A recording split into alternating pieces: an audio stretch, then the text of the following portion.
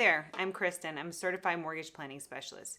If you're watching this video, that means that you have some interest in buying a home or learning about buying a home. So I'm so excited to share information with you today. Today we're going to be going over what is a mortgage, what's the process of buying a home, what are the different programs, what are the guidelines, what you need to be aware of to put yourself in a position to purchase a home. So I'm excited to be able to give you this information. You're going to want to take notes and make sure you stay tuned all the way through the presentation. Now, if you're ready to schedule a free consultation with me so that we can discuss your options, you're just going to scan the QR code or give me a call. You could schedule the call directly here at this QR code so that we can go over the information for you specifically. So let's go ahead and dive in. Let's talk about the most common questions. First, what's reviewed when qualifying for a mortgage? So there's several different pillars that we're going to look at, but let's talk about the main ones in a high overview. First, we're going to look at your income. What income do you have? And when we look at your income, that's going to be your gross income. So that's before any taxes or deductions are taken out if you're a W-2 employee.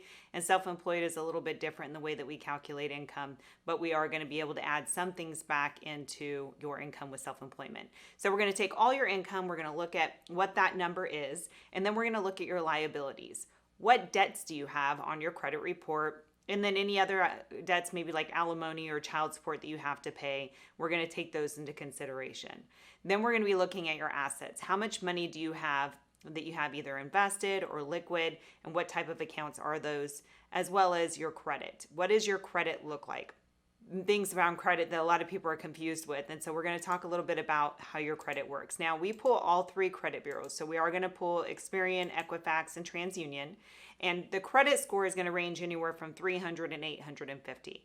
The higher the credit score, the better the credit score. And there's different programs depending on where your credit score is. So that's one pillar that we're going to look at is say, where are you currently on your credit? There's several different pillars that make up your credit score, and I think it's important that you know that so you put yourself on a good plan moving forward. We'll dive deeper into it on our consultation, but you want to look at your payment history. Have you been making your payments on time? What's your debt utilization? Meaning, how much are you charging on your credit cards? Are you maxing them out or at the high limit? If so, you're going to want to work on paying those down because they have an impact to your credit. As you can see here, there's several different programs that will allow for different credit score ranges. So a lot of people are scared and they think that they don't have a high enough credit score to qualify, and that's probably not the case for you. If it is, then we can look at your credit and come up with a credit plan for you to get you on track to be able to qualify. So let's talk a little bit about each of these pillars. Income, that's a big one. Now, each person is different, so we need to look at your specific scenario and your circumstances, but you have kind of what's called a debt to income ratio, which means that what is your gross income and then what is your total liabilities that we talked about, what's going to show up on your credit report or alimony and child support, and then we divide that to get what's called a ratio, which is known as your debt to income ratio. Depending on the program, there's different ratios that are allowed. Some will allow for a higher debt to income ratio while others are more restrictive and require a lower debt to income ratio. So we take your income divided by your housing or divided by your debts, including your housing, new housing payment, and then that's how we get to your debt to income ratio. I get a lot of questions around income, what can be used, and again, it's a very a gray area in some of them, but really, if you're a W-2 employee, we're going to use your hourly. Depending on how long you've received overtime and bonuses, we can use those incomes. And then if you get trust income, alimony, child support, or if you have self-employment, we can look at all of those as well. Of course, we can use Social Security, pensions, all of those type of incomes for qualifying as well. Now you can see here unacceptable income. And again, always is maybe, but gambling winnings, unless you're an actual gambler and you could show that you have consistent income coming in from it, cash income that can't be documented and things like that are typically not used. Now, how do you lower your debt to income? You say, oh, my debt to income ratio is high. I know that I need to get that down in order to be able to qualify. Well, you want to start with being able to pay down the debts that you have. So don't take out any new debt, slowly pay down any debts that you currently have. Maybe get lower interest rates on liabilities, but you want to speak with a mortgage professional first because closing an account and getting a new one if you're doing some type of debt consolidation may hurt you. So again, you want to have a consultation first before doing any of that to make sure that you're on track. Then the other part is, what are your assets? How much money do you have available to be able to use towards the purchase? So I get this question all the time was, what is a down payment and how is that different than my out-of-pocket? Which is a great question. So you have what's called your down payment, depending on your program. And a down payment simply is the difference between whatever you purchase a home for and what your loan amount. That's known as how much money you are putting down as a payment towards the purchase. So if your purchase is $500,000 and you're putting $25,000 down, that means you're investing $25,000 and now your loan amount is the $475,000. That's your down payment. And so you have closing costs typically on a purchase as well, unless they're negotiated that the seller pay them or a specific program that pays them, that's in addition to your down payment. So a down payment is different than what your total cash to close is going to be needed. You have your down payment requirements per the program, and then you have your total cash to close, which is your down payment and your closing cost. So the down payment is going to range depending on the program that we're looking at. And so again, at our consultation, we're going to go over all that information, but there are programs, VA, if you're an eligible veteran or a widowed veteran that qualifies for veteran benefits, then you could put zero down typically. Again, I can go over all that information with you. And if you already have a VA loan and you're looking to purchase another one, you may actually be able to use it again and keep both homes too. A lot of people don't realize that. But zero down on VA typically. And USDA loans, which are rural property programs, are typically you're going to have 0% down, but it is specific to an area that you would have to purchase in. All other programs have a minimum down payment investment, but we do have down payment assistance programs and grants that will allow you money to be able to use towards those down payment requirements. So it may have a down payment requirement. You may not have the money to invest, but we may have a program that will help you to get into the home without having to come out of pocket with more funds or the full down payment. So down payment, again, is going to be varied depending on which program we identify is going to be best for you. And then it can range anywhere from 3%, all the way down to 20% if you're trying to avoid what's called mortgage insurance. So we figure out what's going to be the best program for you, but just know that your down payment is going to be based on whatever the program is that you qualify for and that is best for you. Now, as far as where the source of funds can come from, there's multiple ways that can. It just can't be cash that we can't document or gifts or loans that you have to qualify for. So let's say that you have a checking, a savings, stocks, bonds, a retirement account. You can use all those funds because they're documented. You can also use gift funds from family that we can document that they're gifting you the funds, that it's not a loan. You can't use a loan without qualifying for that loan. So if you do get a loan from somebody, then depending on the program, you may be able to use that loan, but you do qualify with whatever the loan terms are for that loan. But all other sources you can use if you have cash, and what I mean by cash is mattress money that you can't source, has come from anywhere, then we can't use it if it's a large amount. So we have to put the money in your account, and then we may have to wait a little bit of time before we can use it. But again, we'll go over that information. Just know if you have cash on hand and you plan on buying a home, put the money in your account right away so that it starts having what we call seasoning, meaning it's been in your account a certain amount of time so that we can use it. So we're going to talk about different programs. My job as a mortgage professional is to figure out what's going to be the best program for you. So we're going to look at all those programs to figure out what's going to be best for you. There's conventional loans, there's government loans, which are known as FHA or VA. We have, again, USDA, which is rural property. We have down payment assistance. We have reverse mortgage, which if you're over the age of 62, you may qualify for what's called a reverse purchase, and we can explore that option with you. We have jumbo financing, which is just higher than your normal loan limit. So if you need to get a big purchase and a big loan, we have programs for that. We have special programs for self-employed, because one of the things with self-employed, as myself, you get to write off things. And so that means that your net income and what we can use sometimes is not your documented or your income that you're actually getting. And so we have special programs around that we may be able to use bank statements and things like that in lieu of your tax returns. And then commercial. One of my favorite loans is VA for veterans. So I come from a first responder family. My husband is military and law enforcement, so I'm a huge first responder advocate. And VA, there's a lot of lack of information and education around your VA benefits. So if you're a veteran and you're not sure, reach out. Let's look into that and see if you're qualified, because again, that's a zero down program that has no mortgage insurance and really great rates, and typically lower rates than your standard, and a great program to look at. So where do I start? And what is a loan approval? So this is the next question that we typically get. Well, okay, well, where do I even begin? I don't think that I qualify. I don't think that I'm ready, so I don't want to talk with someone yet, is typically what people think. But that's the exact opposite. just like you're on this call getting information today, you want to start that process as soon as possible. You want to start having the conversation so that we can start seeing, if you're not in a position to buy, what you need to do to get there. We can create a home buying plan together to make sure that you're in a position to be able to purchase in the future. So the first step I would say is budgeting. Sit down and look at your finances and figure out what can you afford for a mortgage payment. Now, I want to have a conversation around this because I think it's really important for us to kind of dive into the payment itself. A lot of people that I talk to, they'll say, well, I'm paying, $2,500 for rent right now, and that's really kind of what I want for purchasing a home. Well, when you're paying rent, you're not investing it into anything. That money is just gone. So when you purchase a home, typically your payment's going to be higher because it's an investment that's going to have a return for you, one of the biggest returns that you can get. And we'll talk about that a little bit later too. But you got to understand, when you're looking at your budget and you're coming up with what that number is, think of it as an investment, because that's what it is. How much can you invest into building wealth into your future? I think that's a lot of the reason that holds people back, is they're looking at it as an expense, not as an investment. And so they don't really want to push higher than what they're paying right now. Now, another thing that you want to keep in mind is our standards are elevated when we take action. What does that mean? Well, just like me, I got pregnant at a really young age, and I didn't have a planned pregnancy, but I, of course, was going to keep my son and be a mom, and I chose to do that with him. But it elevated me. It rose my standards. Now, if I said, oh, I'm not ready to have a kid, and I didn't have a kid, would I be where I am today? Probably not.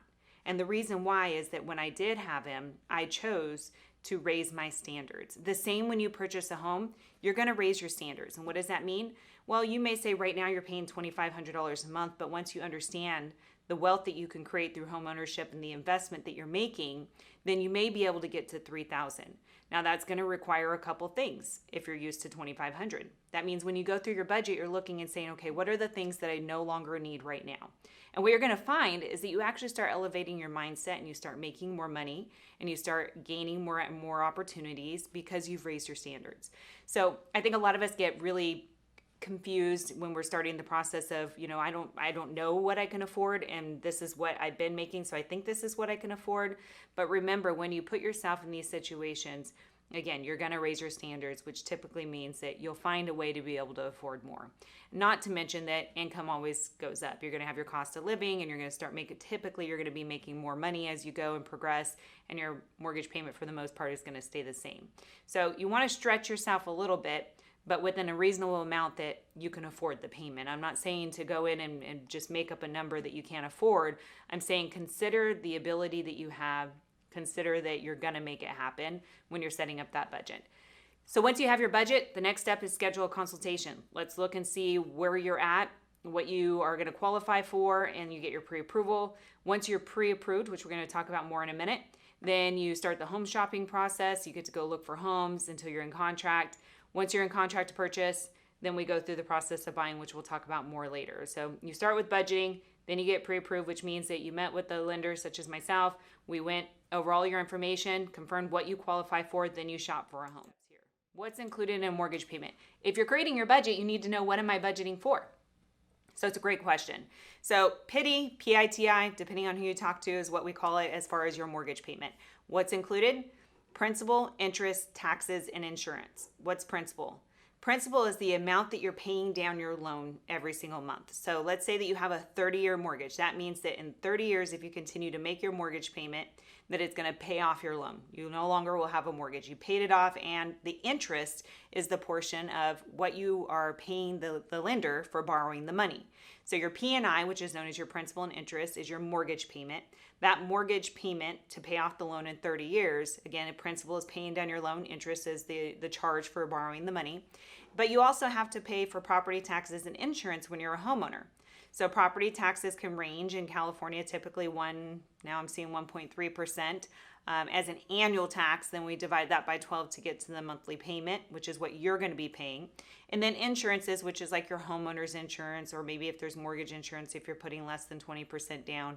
And all of that we group into one payment. Now, if you're putting a large sum down, you could choose to pay your principal and interest payment, which is your true mortgage payment, and then pay the taxes and insurance separately when they're due. Or you could choose to have them all in one payment. for the purpose of what we're going over today, we're just going to say it's all included in your total mortgage payment. So your loan payment may be just your principal and interest, but your mortgage that you're going to be making is your principal and interest loan, your property taxes, and your insurance. So when we talk about what can you afford and what have you budgeted, it's going to be all of that included. For the total housing of the mortgage, principal and interest, property taxes, and insurance, what can you afford? That's going to be your housing. So you're going to sit down, you're going to create a budget, and if you don't know how to set up a budget or haven't, you can scan this QR code that's here or go to this website. I created a free financial wealth workshop webinar for you that will give you the tools that will actually give you the downloads so that you can go in and you can create just a basic budget spreadsheet so that you know exactly where you're at. This is a really good way to track your net worth as well, which is important. So the home buying process, and a really broad overview that you're looking at, is you're going to schedule a consultation with a lender such as myself. We're going to go over all your different options. We're going to talk about getting you pre-approved. Once we said, yes, you qualify, here's the terms that you're looking at. You start looking at a home. Once you're in contract to buy a home, which means you put in the offer, the seller accepts your offer, and now you're in contract to purchase that home. Let's say that you wrote on the contract you have 30 days to purchase the home. That means we have to go through the process and make sure that everything is done in 30 days. You do inspections, you're gonna do the appraisal, which is an appraiser that goes out to the home to make sure the home is worth what you're willing to pay and there's no major health and safety issues, which we, the lender, order for you on your behalf to make sure there's no biased opinion. And then once we're clear to close, which means you provided all the documentation needed for the loan, you signed all the final documents for the loan as well as the purchase. And on our closing day, the escrow company, which is the third party that handles the transaction with all of us, sends notification out to the county to record that you're the owner of record. So a lot of different steps that we help you through. Don't get overwhelmed. Super easy. We guide you through it. Once you're on the path, it's super, super easy. So we talk about a couple different things. What's pre-qualified versus pre-approved. And there's such a discrepancy around people talking about this, so I want to make sure to mention it. A pre-qualification means that you called me and said, hey, Kristen, we want to see kind of what we think that we can qualify for, but you haven't submitted all the documentation that I need in order to confirm your income and your assets. That's a pre-qualification. That means that based on what you've told me and the limited information that I have, this is roughly probably what you're going to qualify for. A great place to start when we're creating your home buying plan. However, you cannot go start looking at homes unless you have a pre-approval. So a pre-approval means that, hey, Kristen, here's all my documentation, here's my credit. We meet, we go over all the numbers. You're comfortable with the numbers and the qualifications that you have. We're all very clear on what it is that you're going to be looking at in a home, different price points. Then you can go with your real estate agent and you can start looking at homes and putting in offers, because now you have this letter that says to the seller and the listing agent, I have met with the lender who has gone over all the information and we are pre-approved to purchase. Now on that, making sure that you're working with a competent lender is super important. I've been in the business over 20 years, multitude of different certifications, focused around wealth management, advisement, all of that. Really important that you're working with someone that knows what they're doing and it's not just an online printout, because once you start putting in offers, I, as a lender, am actually going to reach out to the listing agent and the seller every time you put in an offer and let them know that you're working with a competent lender who's going to make sure that there's no issues, that you have been well qualified, and that helps your offer. But also the biggest thing is just making sure you're getting the right information up front. I can't tell you how many times I've had someone come back to me and they've already been pre-approved and I meet with them and they didn't have all the correct information. A pre-approval is based on how much information and my knowledge is, because when I issue your pre-approval, it's based on what I've reviewed of your qualifications. So making sure you're working with someone is really important. So in the pre-approval process, you're going to supply all the documentation. If you're a W-2 employee, it's just W-2s, pay stubs typically, and then 2 months bank statements or asset verification. If you're self-employed, we'll need your tax returns. So super easy process. We really customize your home loan. So what that means is you give me all the documentation, I review your application, your credit, based on what your goals are, what you have available. My job is to maneuver these little levers here and make sure that you're getting the right loan for you. You may come to me and say, Kristen, I have 20% down. and I want a 30-year fixed 20% down, but I may be able to show you a different strategy that's going to end up saving you a lot more money, which I typically can in a lot of situations. So you may think one thing. My job is to show you pros and cons, benefits of different strategies, mortgage options based on your qualifications. That's what we're going to do in the actual pre-approval consultation. As you can see here, we're going to look at your different options, and together we're going to decide what's best for you. Biggest question I get outside of how do I start is, what is my rate? Great question. There's about 30 different factors that make up your specific rate. Two people do not have the same rate because it's going to be based on your credit score, how much money you're putting down, the type of home that it is, the term that you have.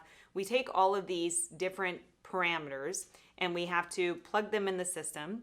And then we say, okay, based on your specific parameters, here's what we call your rate card.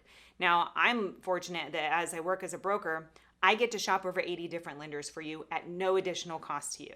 What does that mean? You're going to get the best rate. You can't lock in a mortgage interest rate until you're in contract to purchase a home, which means that you put in an offer, seller agrees to the terms, and then at that point, I shop over 80 different lenders, and then I say, here's the different rate options that you have. Just know that higher rates is less cost, lower rates is higher cost. That means that you can always get a lower rate. You're just going to pay the cost for it. But I shop that for you. You don't have to worry about it. I think it's really important that you shop because there is a variance between lenders. And as a broker, I make sure that you're getting the best rates. So why do people invest in real estate? Did you know that building wealth through homeownership is the number one way in America that people can build wealth? Most people can't save their way to wealth. Now, there's a lot of different reasons. And when you really want to consider, okay, when should I buy? Do you need housing? You know, if you are living with mom or a friend and it's just you and you're paying a very, very low rent and maybe you have debt, it may not be the right time for you to buy. We may come up with a plan that says, okay, right now it'd be best for you to just really focus on paying off the debt. And so working with the right team to make sure that we're telling you the different things that we suggest to put you in a better position is important.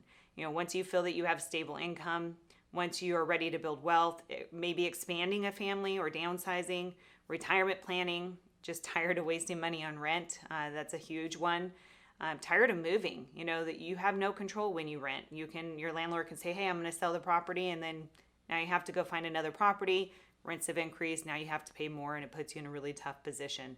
And it never happens at the right time. You always got a million things going on when that happens. Or maybe you have pets and it's hard for you to find a rental property because you have pets. That's a huge one too. 5 financial reasons to buy. So housing is a leverage investment. This is huge. Where else can you take maybe a $15,000 investment and then multiply it to make hundreds of thousands of dollars, you know, over the term that you have the house? There's no other investment that you're going to make that rate of return with the small first investment. Now, you may be able to take $1 million, go invest it and make a return. But for most Americans, we don't have that much money. We could start with a little investment and then it expands into a big investment. So leveraging a smaller amount of funds to get a big rate of return is the number one reason people purchase. Now, you're paying housing whether you're renting or not. So when you're renting, you just throw that money away. It's going to your landlord. There's no investment in it. But when you purchase, you're making a return on investment. And we're going to talk about forced savings. This is an important one too. When you make a mortgage payment, part of that is going to be what I call forced savings, which is the principal payment that you're paying down in your loan. That's now your equity. You own, that's your money. If you were selling to sell the home, that's your money in the home. So each month that you make a mortgage payment, part of that money is your savings. So it's not a true expense because part of that is your money that you're investing. And you may have tax benefits. You want to talk to your CPA to see if you're over the standard deduction or not. You may have some write-offs for that. And then you're hedging against inflation, which is a huge one right now, as you know.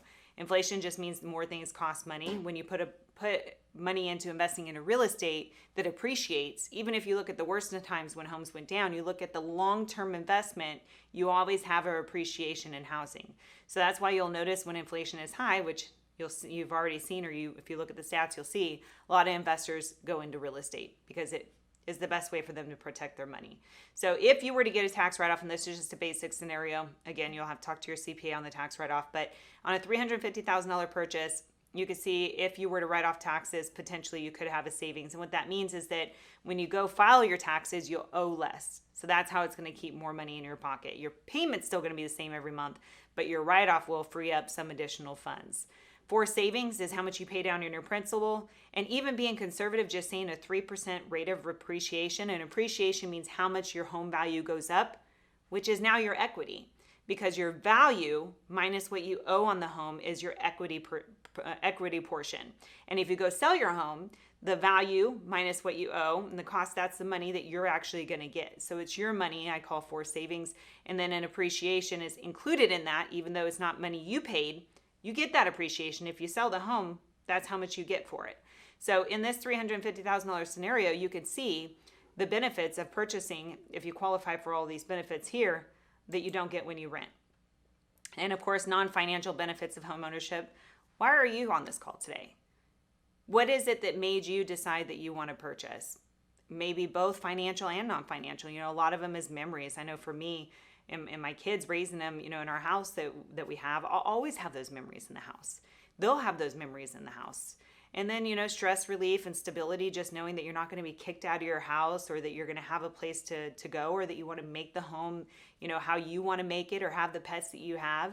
It's an interesting study. They actually found that people that purchase end up finding more hobbies because they feel more stable and they feel more relaxed. And then, just a sense of pride and purpose, which I think is a huge one, and having something that you can leave as a legacy for your family in the future. Now, we look at the increasing gap in wealth, family wealth, and I think this is really important, especially coming from a family where, we didn't have a lot of money. So creating the generational transitions and creating wealth that I can pass on to the kids, and creating foundations and stability for them is really important to me, and really important for me to share with my clients. Because as you can see here, if you're a renter and you're looking down at this bottom one here, this just shows wealth, the average wealth that they had rated in these years. But for owners, you can see the average wealth was quite high, and that's because home value. They've invested into their real estate, home values go up, that's their appreciation, that's now money that's theirs that they get to keep and pass on to their kids. And we talk about, the cost of waiting and affordability. I think it's really important when you're looking to purchase to find out, does it make sense for me to buy right now? And if all the things happen that make sense for you, and you have, enough funds and you qualify and all that, does it make sense to buy right now, or should I wait? And I think it's really a conversation depending on the market that we're in. But what I will tell you is, most of the time, for most people, it makes sense to buy in that market. Depending on the market that you're in, you're going to have pros and cons to each. If interest rates are low, that's great for affordability, but now we have more buyers in the market, which drives up prices, which makes it, you as a buyer aren't able to negotiate as much. You're probably paying more for the home, removing, contingencies and inspections, which is more risk for you as the buyer. When you're buying in a market where the interest rates are higher, housing is typically a little bit lower, which is a benefit. Even though your payment's going to be higher because interest rates are higher, you're getting the house for less. And then in the future, you could refinance, which just means pay off the loan and get a new loan to get a lower interest rate. So depending on where you are, we look at the different options and say, okay, based on where we are right now today, what is that going to look like if I buy today or if I wait? So we look at those different options for you. The biggest thing to note is just, if you're paying rent, you also got to take into consideration how much you're going to be paying in rent that you're going to be wasting. So let's just say that you're paying $2,500 a month in rent. And let's say there's just a 5% normal appreciation for rent, meaning your rent goes up 5% each year. You could see here how much you paid in rent just in 5 years. That's how much your landlord has been receiving and gaining. But keep in mind that when you own, you get to build that money. You get to pay down your interest. This here shows if you were to buy now in 5 years, this is how much you paid down in your principal, which again is your forced equity. So keeping in mind that when you rent in 5 years, you would have paid this with just a normal 5% rate of appreciation, meaning your rent going up 5% each year, versus if you own, you now have stake, you now have principal, you now have equity. This is now your money that's in the home, not even taking into consideration how much your home value goes up in appreciation. So a lot of people ask the question, well, I think I'm going to wait a year and I'm going to save more money so I have a bigger down payment. Well, again, depending on how much you're paying for rent, that's that much money that you lose. So you actually end up losing more money. So you got to take that into consideration. Even if you think home values may come down a little bit more, again, how much you pay in rent, you're losing. So you would be probably even if the home prices did go down. If not, you're going to lose more money. So what to do and not do when preparing to buy a home. I just want to kind of briefly touch on this because it's really important. If you're thinking about buying a home, don't do anything attached to your social. So what I mean is don't open up any new accounts, don't close any accounts, don't close any credit cards because it takes away your history on your credit card. Don't consolidate, don't co-sign. All of those things can impact your ability to buy. You want to meet with have a mortgage consultation with myself. Let's talk about it so that we can make sure that we're doing everything that we can. And then of course, the things that you want to do is continue to work, save, and do all those things. There's so many different things that can impact you. So making sure that you're in the right position and that you're meeting with someone to make sure you're not going to do those things is super important. It's really important that you look at different reviews, make sure that you're working with the right team. You can Google me, Google your team, and know that you're working with people that have your best interests at mind, that's been in this long enough to know what's going to be best for you and provide the guidance. Our team is really big on our value statement, legacy. We are here for you. We want to make sure that you're in the best position. I always say, I'm kind of like the mortgage mom. You know, whether I'm looking at you as if you were my kid or if you're my mom, this is what I think would be best for you is always going to be what I look at. And then our relationship doesn't end there. As a mortgage professional, I have mortgages under management. It just means that I'm going to continue to be in touch with you after it closes. I don't just vanish. I'm going to show you different ways that you protect your wealth, your assets, as well as give you an evaluation of your home every month, and then continue to stay in front of you in case there's different opportunities where we can get you better terms at discounted pricing. So I ask you, it's a lot of information that you took in today. Are you ready for you to own your own home and create your own wealth? I'm sure that you are. Scan the QR code. Let's schedule a consultation and see where you're at today. If you're not ready today, we're going to create a home buying plan. We're going to stay connected to make sure that you have all the right resources and tools so that you can start building your own wealth today. I think it's really important to make sure you have all the resources. So as you can see here, if you want to scan this QR code, you can get some additional information and support and guidance and things that you can read to help you along that process. You can also follow me on my social on all the different social platforms so that you're getting all the most recent updates, tools, tips, strategies. And then again, if you're ready to start that call today, just scan the QR code here or reach out to me. This will allow you to schedule right on my calendar so that we can get you scheduled right away so that you don't miss any other opportunities to be able to purchase and build wealth. So I'm super excited for you to go through this journey. Thank you for choosing to watch my video. I hope that I have the opportunity to help you through this process because it really is my goal to make sure that everybody has the opportunity to be a homeowner, build wealth.